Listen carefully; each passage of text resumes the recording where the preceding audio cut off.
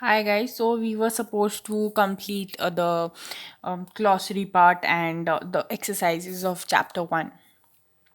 So, what is censorship? It is a condition under which the freedom of expression is taken away. People are not allowed to speak whatever they wish or want to. There is no freedom of expression and speech. Citizens have to take, they have to take prior permission from the censor authority. These can be like the government authorities or anything that the government finds objectionable. So anything which is objectionable or criticizing government, that cannot be published. Coalition is alliance basically of people or organizations, associations between parties or nations. They come together for a temporary, maybe a temporary time, and for convenience or in for the convenience, and then it might also, they might also come together for to meet a purpose. Then what is colony? Every time we are saying that India was a colony of British. So what does it mean? That the territory under the immediate control of another state, like British controlled us. Communist state, a state governed by the Communist Party without allowing other parties to compete for power, like this was the case of Poland. Example, the state controls all the big property and this thing other the resources.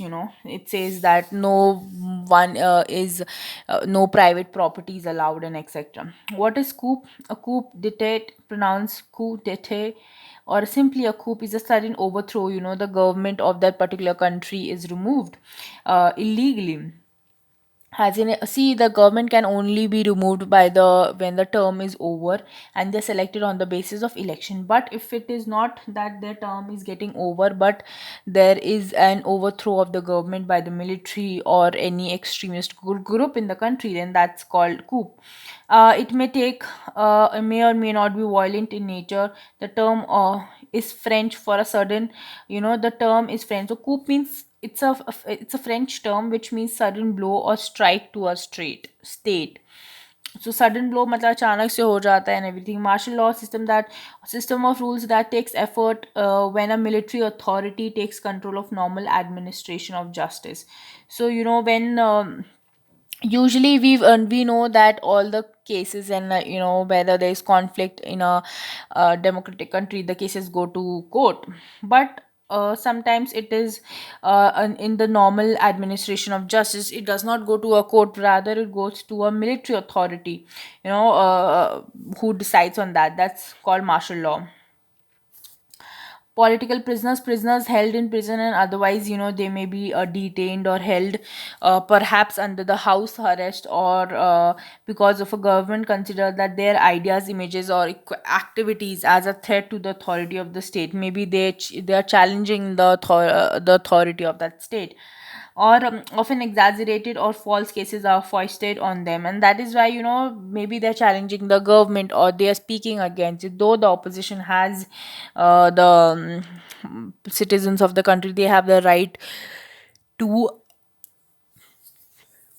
express their freedom of expression, use their freedom of expression in speech, but still they are not allowed to do that. And that's because they are held in prison, or otherwise they are simply house arrested. A lot of is For example, a lot of politicians in Jammu and Kashmir are under are usually in the house arrest. Also, the chief minister, previous chief minister of Jammu and Kashmir, uh, that lady, she was also under house arrest, and recently also, today is 9 September 2021, even recently she was in house arrest, and I think she's still in house arrest.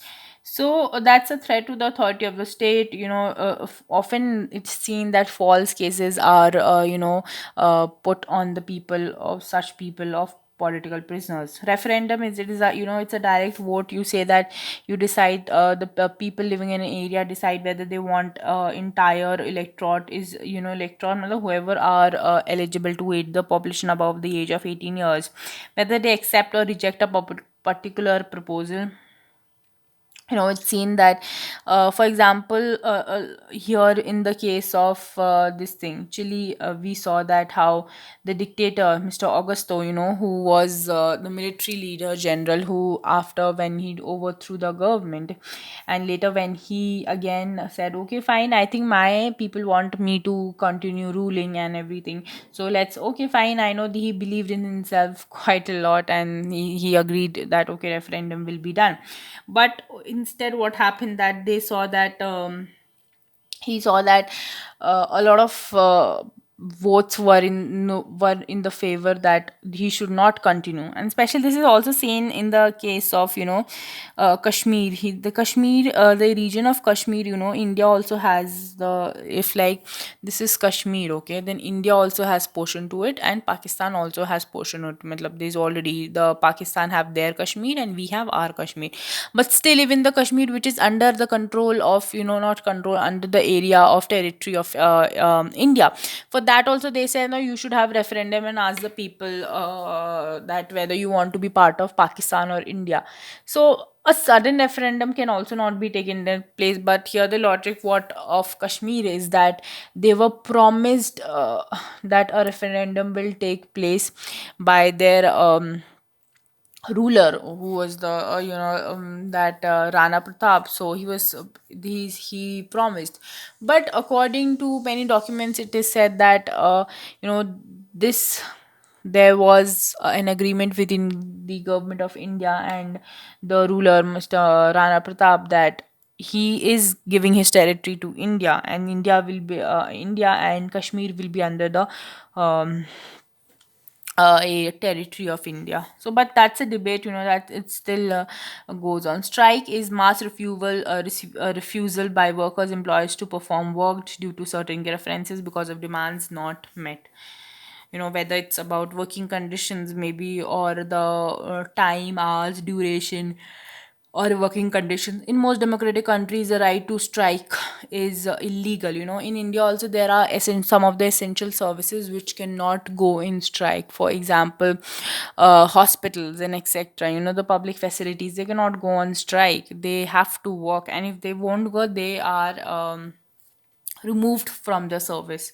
So that's like some of the essential services, no matter whether there is a strike or not, they cannot be stopped because the people need it. The citizens of a country, they need those services, and they are very important, like the essential matlab, those are the basic services they need.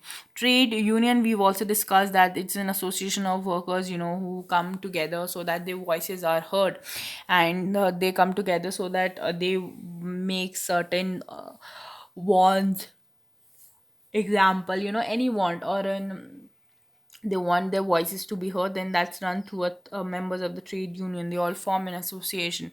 Veto is the right of a person, party, a nation to stop so certain decisions or law. Even if the other members of that same organization says yes for a thing, and but one party says no, then no, cancel, no questioning and everything. That is the power of veto. The word comes from Latin, which means I forbid. A veto gives unlimited power to stop a decisions, but not to adopt one. So this can only be applied in the case that if they want no, matlab, if you're not in favor of a decision, then only it can be applied. But the opposite cannot happen. That if one member says that this thing I want, for example, if only one member agrees that.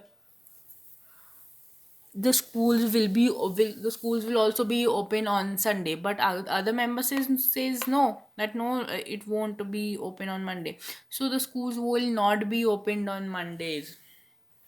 If he says that, if one person says, so veto favor is always, the it's a power to stop a decision but not to adopt one. Okay, so here are exercises: which of the following does not lead to spread of democracy? It is invasion by foreign countries. So because how is in, country becomes in democratic? First, the people come together, they struggle, and they end colonialism, or they end the dictatorship that is there in that particular country, or that's so. And then they finally have democracy or a independent country. Which of the following statement is true about today's world?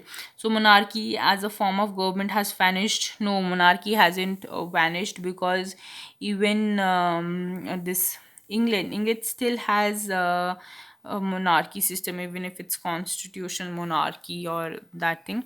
The relation between different countries has become more democratic than ever. No, it hasn't became it hasn't become democratic. They are still the power, because for example, the veto power. I'll write it here. For example, the veto power. In more and more countries, rulers are being elected by people. Yes, yes, it is true that they are being elected by people, and there are only like few countries which have dictators or communist. That there are no more military dictators in the world. No, there are.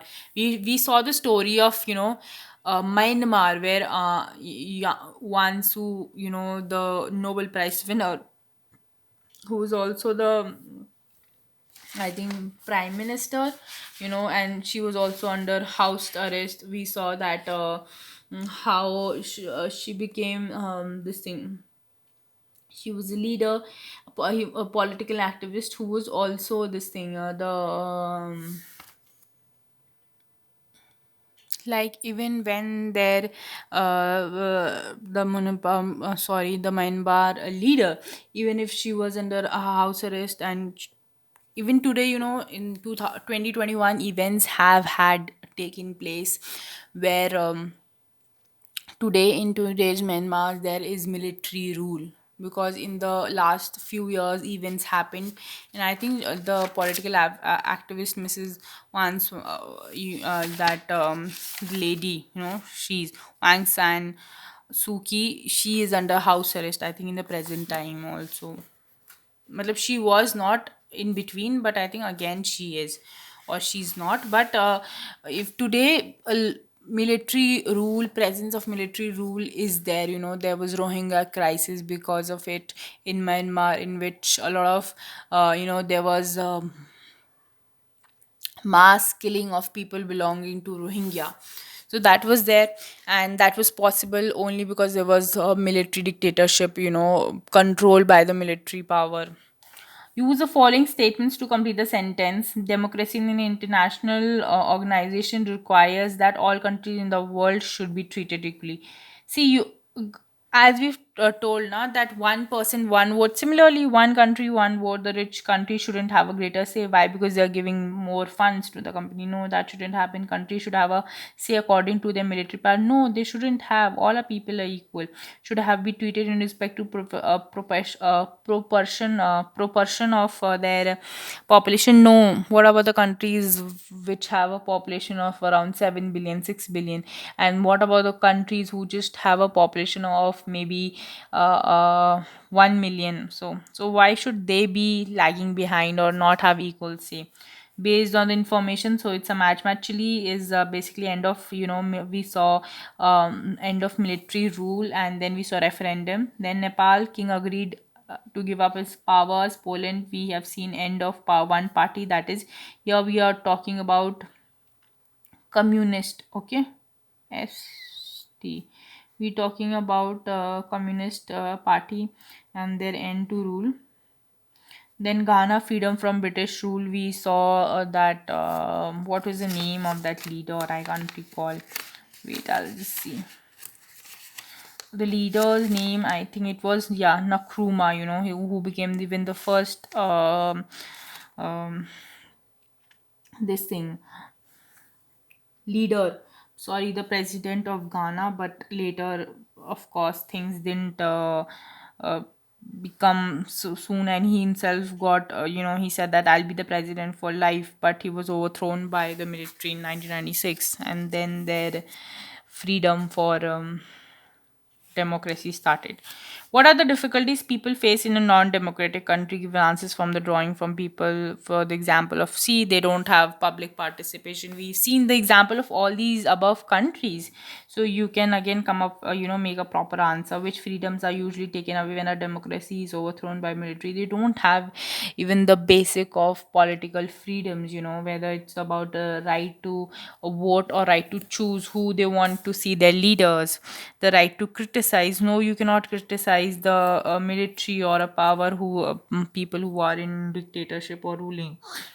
Which of the following positions can contribute to democracy at the global level? Give reasons for your answer. My country gives more money to the international institution, therefore I want to be treated with more respect. My country may be smaller, poor, but my voice must be heard with equal respect because these decisions will affect my country. Wealthy nations will have greater say in the international organizations because they cannot let the interests suffer just because they are outnumbered by poor nations. Big countries like India have a greater say in organization. So, what can there this be? Which of the following positions can contribute to democracy at a global level? Out of those, see, it should never be for more money or this thing big country, or they should never be because they are wealthy nations. It should be whether the country is maybe small, poor, rich, or falana, but still they have the right to be heard because these decisions will at the end affect people who are in part of that country. Here are the opinions of opinion heard in the television debate. So, for democracy in India, which of these agree with you? Agree? Do you agree with and why? Yes, one. India is a democracy. Therefore, the Indian government must support the people of Nepal who are struggling against monarchy and for democracy. Guess two. This is a dangerous argument. We would be in the same position as the US was in Iraq. Remember, no outside force can promote democracy. Though it is true that no outside force can external force can promote democracy, because if the people are not agreeing, we've seen the great game of Afghanistan, and just see what's the present situation. So many parties were interested that we will help you out in Filan, and today look, nobody's there, no external force is there, and one of the extremist forces, Taliban, they've taken over the presidential palace and even forming the government. So it has not been, external support has not benefit, no outside force, no external force will ever support or end up creating democracy. But why shouldn't we bother about the internal affairs of another country? We should be worried about our business interest there and not about democracy. That is wrong. You cannot just go there and pretend to care about a country because you have your investments or you have your people working there, and that's wrong. I agree, your people concerning about your people and their investment, that is right, but that shouldn't never be the motive behind or intent for being supportive or being the external force. The reason is only this, which is actually correct out of all these, that since India also believes in democracy, then it should also look for democracy in other uh, country and support it. Exercise 9. Imagine in an imaginary country called Happy Land, the people overthrew the foreign ruler and brought back the old royal family. They said, after all, their ancestors were our kings before foreigners started ruling us. It is good that we have one strong ruler who can help us become rich and powerful. When someone talked about democracy, the wise men said it is a foreign idea. The struggle was through the foreigners and the ideas out of the country. When someone demanded freedom for the media, the elders thought that too much of criticism of the ruler would not help them improve their living standards. After all, the king is so kind and interested in the welfare of the subjects. Why create problems for him? Don't we all want to be happy? After reading the passage, Chaman Champa Chandru made the following observation: Happy Land is a democratic country because people who are able to throw out of the foreign countries and bring back the king. Happy Land is not a democratic country because people cannot criticize criticize the ruler. The king may be nice and may provide economic prosperity, but a king cannot give a democratic country. Yes, it is very right. He might be very nice and everything in general, but that's not, he cannot provide the basic functions of, a democratic country. Chandru said why people need is happiness, so they are willing to allow the new ruler take decisions for them. If people are happy, it must be a democracy. What is in your opinion at each one of these statements? Why do you think about the form of government in this country? So obviously, the all the points which are stated, they are actually here, because they are saying that, yeah, when what people need is happiness, and the king, even if the king is back, people will be happy. But no, that's not the correct form of democracy. They are, maybe it's just okay, fine, they had a colonial rule, they overthrew the foreigners and brought back their own people into power. But those people, those are in power, they will have a, you won't be able to elect, it will be same people governing from the same family. And how do you make sure that they are also not going to end up, eventually being treating not treating them well as the foreigner? So that's wrong. Basically, in the first stand, does not stand the meaning of a democratic country where people have no right to choose whom they want to elect or vote, want as leaders.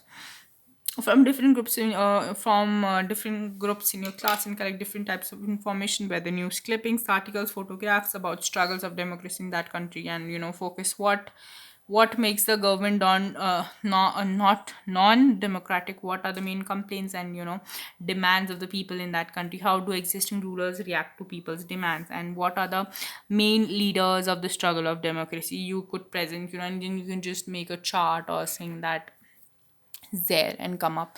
So we've done the first chapter, and yeah, that's it. We'll start with chapter 2 in the next class. I think there are 6 chapters in this book.